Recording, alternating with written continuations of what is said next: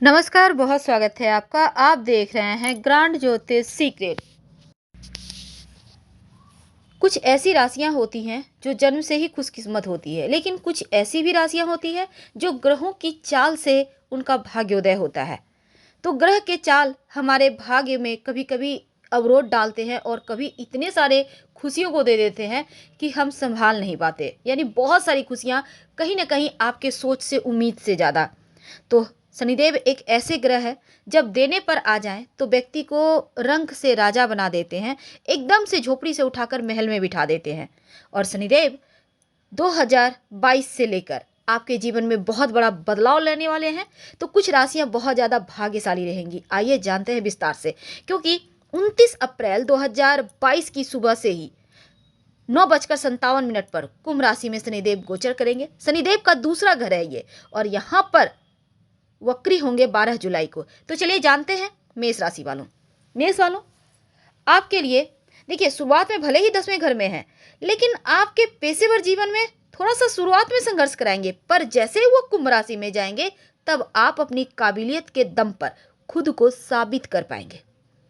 और अगर आप सरकारी नौकरी या फिर लॉ से जुड़े हैं, ईंधन उद्योग से जुड़े हैं, तो आपके लिए समय बहुत अच्छा है, क्योंकि एकदम से पॉजिटिव एनर्जी है। इनकम बढ़ेगा, लाभ बढ़ेगा, और अप्रैल में जैसे ही 11वें भाव में आएंगे तब आपकी जो भी अभी तक आपने मेहनत किया उसका फल मिलेगा।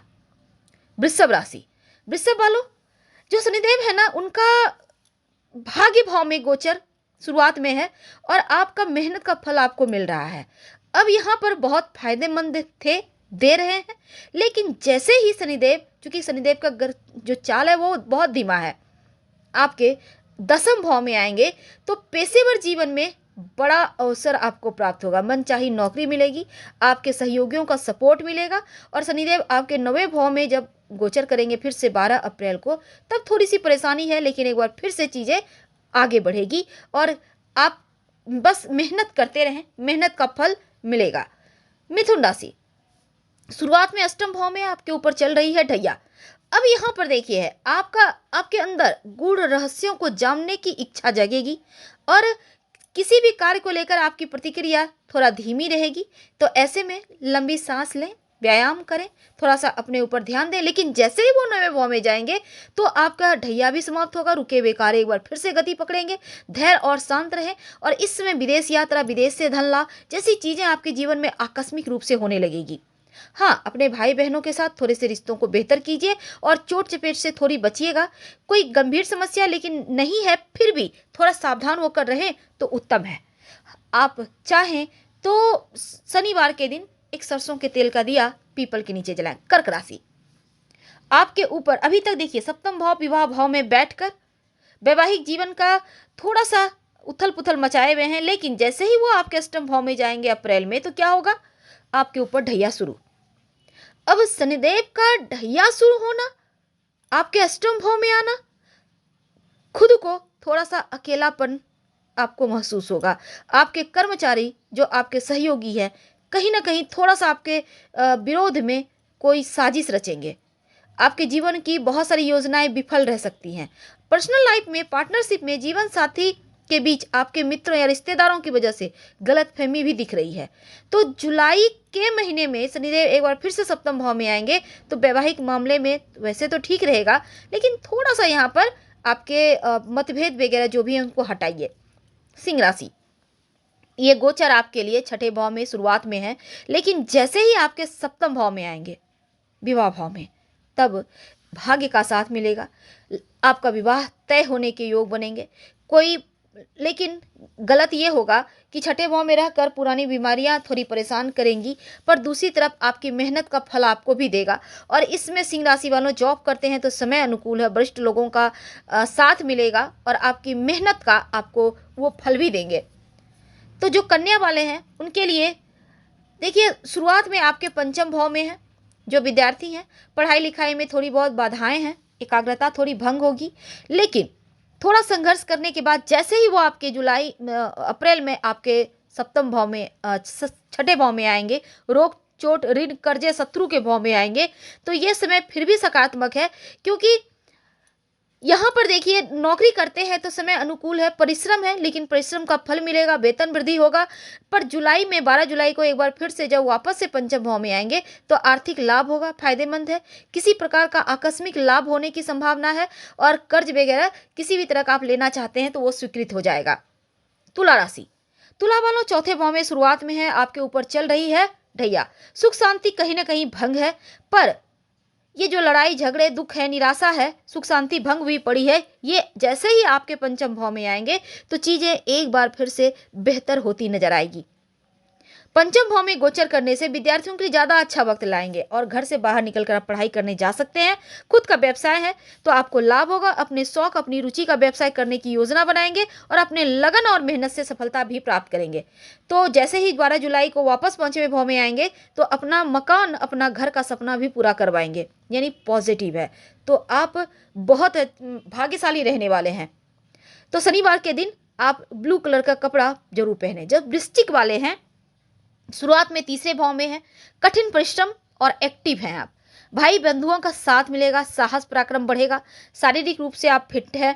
लेकिन दूसरी तरफ जैसे ही शनिदेव का राशि परिवर्तन होगा तो क्या होगा कि वो आपके चौथे भाव में आएंगे, वो आपके ऊपर ढैया शुरू।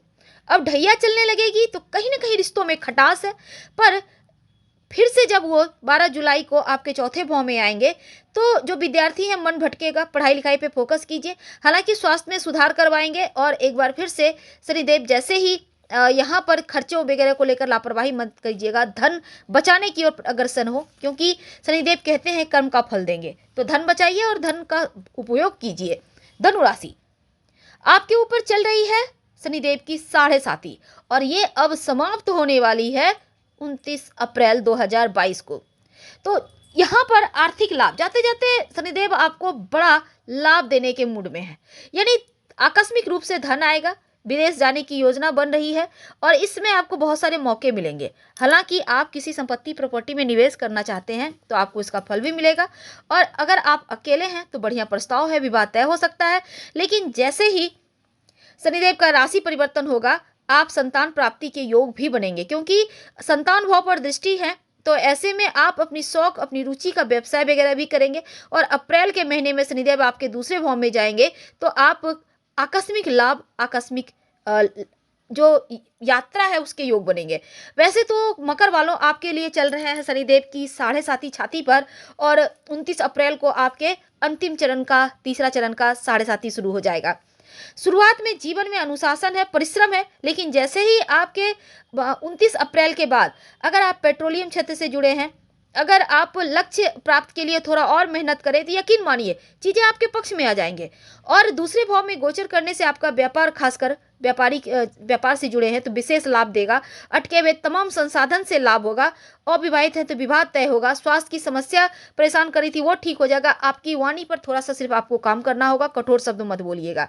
कुंभ राशि, शुरुआत में आपके 12वें भाव में शनिदेव, अब कुंभ वालों आपके ऊपर चल रही है 7.5 का शुरुआत चरण। 29 अप्रैल को आपकी 7.5 छाती पे आ जाएगी। जो विद्यार्थी हैं उनके लिए ज़्यादा अच्छा है, पढ़ाई लिखाई के इच्छुक है, विदेश जाने के योग है, विदेश से लाभ है शुरुआत में। इसके बाद जैसे ही आपकी 7.5 छाती पे आएगी, थोड़ा सा यहाँ पर देखिए आपके वैवाहिक जीवन के लिए बहुत अच्छा रहेगा, लेकिन हाँ थोड़ा सा जीवन साथी के स्वास्थ्य का ध्यान रखिएगा और कड़ी मेहनत से लाभ होगा।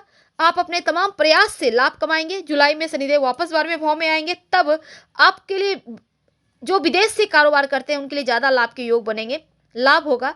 और साथ इस समय आप अपने पैर का ध्यान रखिएगा, चोट चपेट की संभावना है। मीन राशि, अब आपकी 7.5 29 अप्रैल से शुरू होने वाली है और आपके 11वें भाव में शुरुआत में है, लेकिन 29 अप्रैल को आ जाएंगे आपके 12वें भाव में विदेशी लाभ, विदेशी व्यापार से लाभ, विदेशी जमीन से लाभ। विदेश जाने की इच्छुक हैं तो वहाँ पर आपको मिलेगा जाने। आर्थिक समस्याएं समाप्त होंगी, लेकिन 12वें भाव में गोचर करने से कहीं ना कहीं यात्रा कराएगा, यात्रा में हानि होगा।